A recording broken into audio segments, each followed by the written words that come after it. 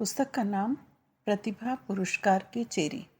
लेखक वेदमूर्ति तपोनिष्ठ पंडित श्री राम शर्मा आचार्य जी। ऑडियो 1।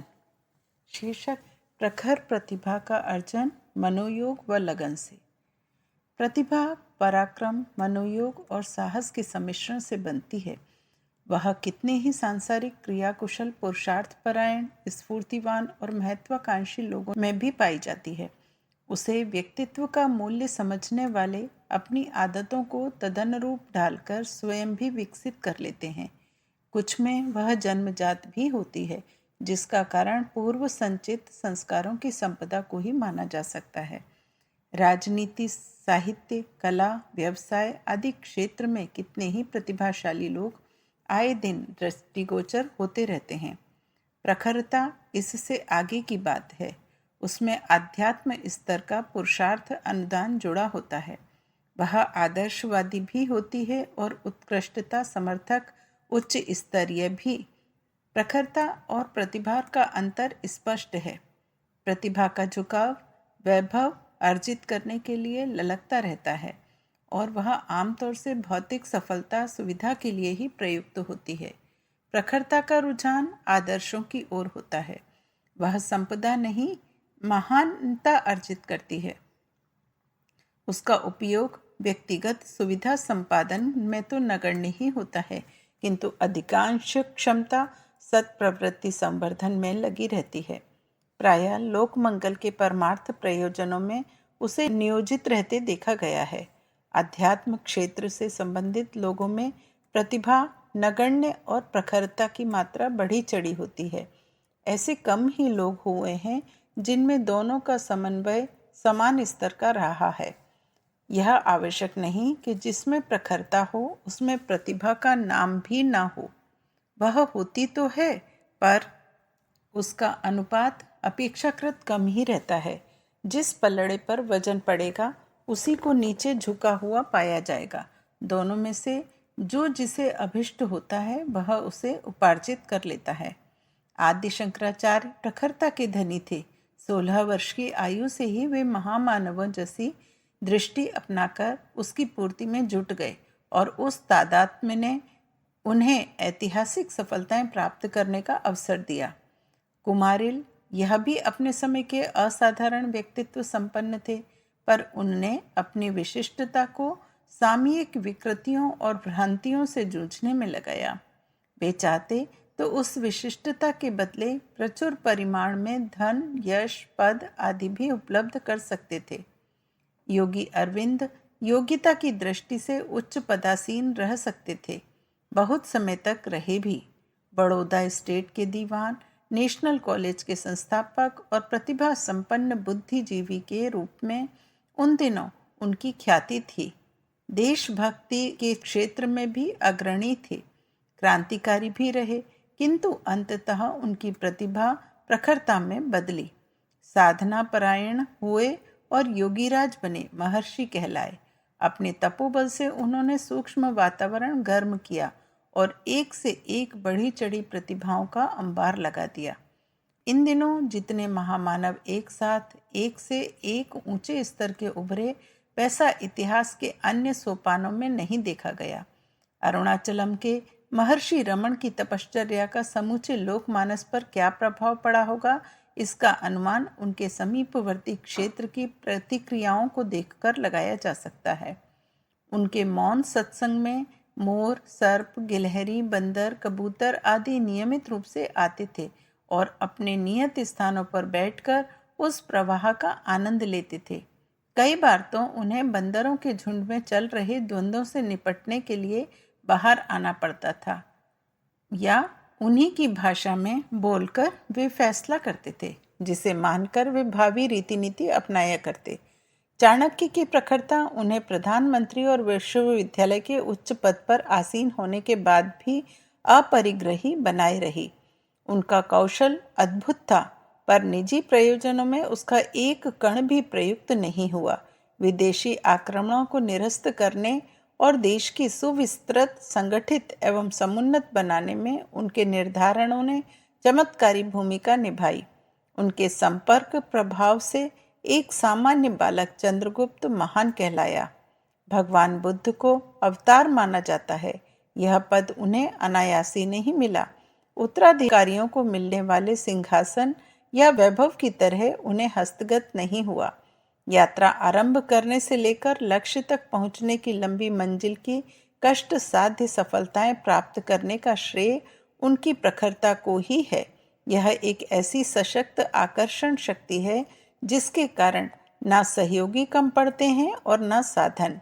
बुद्ध एक मध्यम वर्गीय स्तर के युवक से बढ़ते बढ़ते अवतार पद तक पहुँचे। वे अकेले ही गगनचुंबी नहीं बने, अपने साथ आनंद, राहुल, कुमारजीव, हर्षवर्धन, अशोक, संघमित्रा, अश्वपति आदि अनेकों हल्के फुल्कों को भी आकाश तक उड़ सकने का श्रेय सौभाग्य प्रदान कर सके। आयुर्विज्ञान क्षेत्र में चरक, सुश्रुत, वाग्भट आदि ने जिस जिस स्तर के प्रयोग अनुसंधान किए उसके लिए समूची मानवता चिरकाल तक कृतज्ञ रहेगी।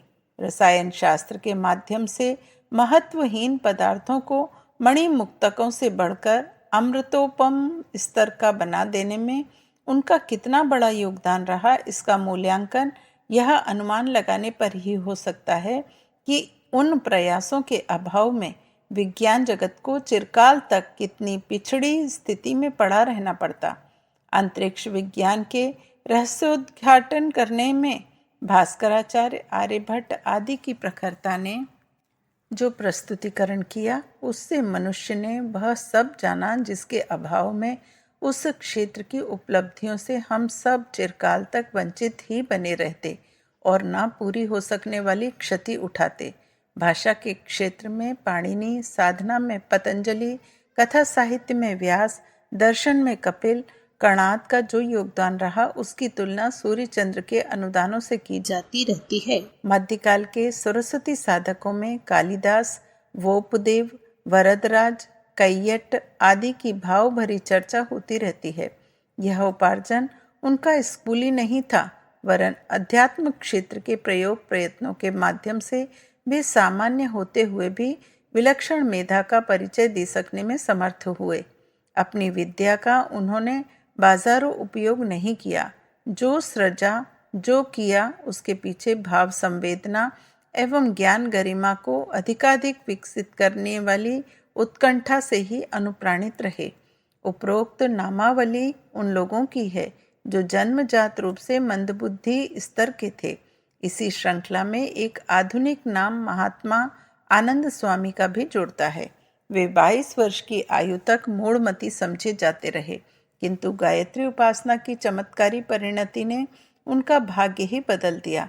अति पूर्व काल में ऋषि तैत्तिरीय ने किसी भी श्रेष्ठ ज्ञान संपदा को ऐसे ही तीतर बनकर निकाल लिया था और इतने भर से वे देखते देखते ब्रह्म विद्या के अधिष्ठाता बन गए थे।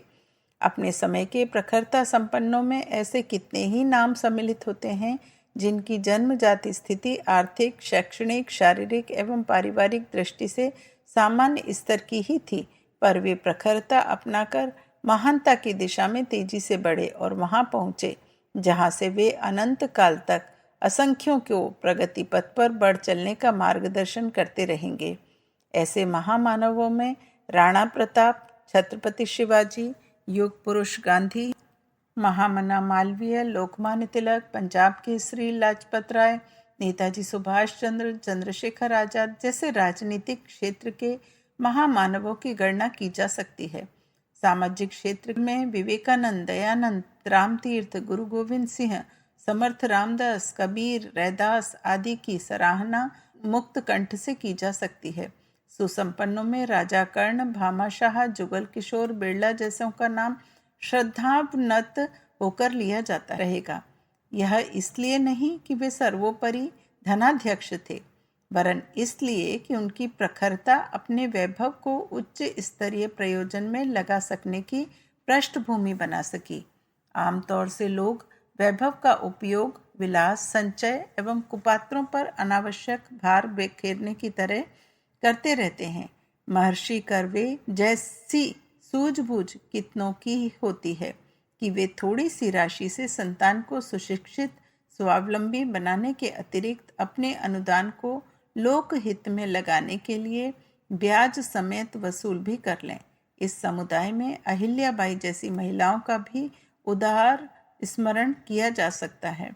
यूँ उस पिसनहारी का भी समूची मानवता अभिनंदन करती रहेगी, जिसने पिसाई करके निर्वाह करने की स्थिति रहने पर भी जो बचा उसे पूरी ईमानदारी से बचाया और लोक मंगल के लिए उदारतापूर्वक अपने हाथों ही विसर्जित कर दिया। ईश्वरचंद विद्यासागर जो कमाते थे उसमें से 1/4 से परिवार पोषण करने के उपरांत 3/4 अभावग्रस्त छात्रों के निमित्त खर्च कर देते थे। यह संपन्नता की चर्चा नहीं वरन उस प्रखरता का अभिनंदन है जिसने खर्च का सही मार्ग सुझाया और थोड़े को भी बीज की तरह बो देने का साहस प्रदान करके बहुमूल्य फसल काटने का सौभाग्य दिलाया। राजा जनक, दानवीर कर्ण जैसे उदार मना भी इसी अपरिग्रही ब्राह्मण परिवार में गिने जाते हैं। हरिश्चंद्र की साहसिक उदारता का स्मरण अनंत काल तक किया जाता रहेगा। अमेरिका के राष्ट्रपति अब्राहम लिंकन का पालन पोषण उनकी सौतेली माँ ने किया। गरीबी और कठिनाइयों के बीच दिन काटने वाली इस महिला ने इस बालक को ऐसी प्रेरणाएं और नसीहतें दी जिनसे बच्चे की समझ और शिक्षा ही नहीं, आत्मा भी ऊंची उठती चली गई और वे क्रमिक प्रगति के पथ पर चलते हुए अमेरिका के राष्ट्रपति ही नहीं, विश्व के महामानवों में से एक बने। एक बार अब्राहम लिंकन से उनकी उन्नति का कारण और शिक्षा का आधार पूछा तो उन्होंने एक शब्द में इतना ही कहा, जन्मदात्री ना होते हुए भी जिसने मेरी निर्मात्री होना स्वीकार किया, उसी माँ का बनाया हुआ मैं एक खिलौना हूँ। महान वैज्ञानिक थॉमस अल्वा एडिसन बचपन में अत्यंत मंद बुद्धि थे। पढ़ने में उनकी अक्ल चलती ही न थी, सो अध्यापक ने बच्चों के हाथों अभिभावक को पत्र भेजा, उसे स्कूल से उठा लें। मंद बुद्धि होने के कारण वह पढ़ न सकेगा। बच्चे की माँ ने भरी आंखों और भारी मन से पत्र पढ़ा। बच्चे को दुलारा और छाती से चिपका कर कहा, मेरे बच्चे, तुम मंद बुद्धि नहीं हो सकते, मैं स्वयं ही तुम्हें पढ़ाऊंगी। बच्चे को स्कूल से उठा लिया गया और उसकी माँ ने पढ़ाना प्रारंभ किया। परिणाम सभी के सामने है। बच्चा विश्व के मूर्धन्य वैज्ञानिकों में से एक बना। प्रश्न ना तो उच्च स्तरीय योग्यता का है और ना विपुल संपन्नता का, वह तो दस्यु तस्करी से भी आती रहती है। कुचक्री, ठग, शोषक, अपराधी प्रवृत्ति के लोग अपेक्षाकृत अधिक बुद्धिमान होते हैं। उनमें से अधिकांश की शिक्षा भी बड़ी चढ़ी होती है। इतने पर भी उन उपलब्धियों का उपयोग उच्च प्रयोजनों के लिए ना बन पड़ने के कारण अन्यायों के साथ साथ उनका अपना भी अहित ही होता है। साधन स्वल्प हो, योग्यता थोड़ी हो, तो भी प्रखरता के सहारे उन्हें महान प्रयोजनों में लगाकर अनुकरणीय आदर्श पीछे छोड़ा जा सकता है। ऐसा प्रकाश, उत्साह और साहस जिस अंतः प्रेरणा के आधार पर बन पड़ता है, उसे प्रखरता कहते हैं। ऐसे लोगों में राजस्थान बालिका विद्यालय के संस्थापक हीरालाल शास्त्री, सांगरिया विद्यापीठ के जन्मदाता स्वामी केशवानंद, अपंगों के आश्रयदाता बाबा साहब आदि जैसे लगनशील सेवा साधकों को कालगति भी विस्मरण के गर्त में न गिरने देगी।